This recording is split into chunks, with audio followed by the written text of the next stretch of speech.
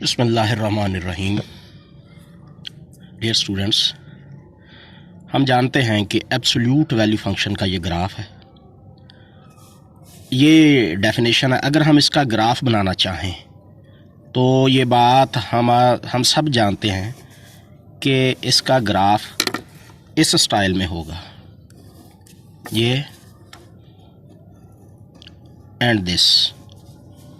اب یہ دو برانچز ہیں، یہ y=x ہے، یہ y=x ماڈ ہے، ٹھیک ہے جی۔ Overall graph y=x mod کا، یہ یہ غلط لکھا گیا، y=-x کا، یہ ایبسولوٹ ویلیو فنکشن ہے۔ اب ایک سوال ہے، وہ سب سے ہے کہ یہ چیک کرنا ہے کہ اگر ہم اس کو اسکیئر روٹ =x ماڈ لکھیں، کیا یہ ٹرو ہے یا فالس ہے، کیا لکھ سکتے ہیں یا نہیں سے لکھ سکتے؟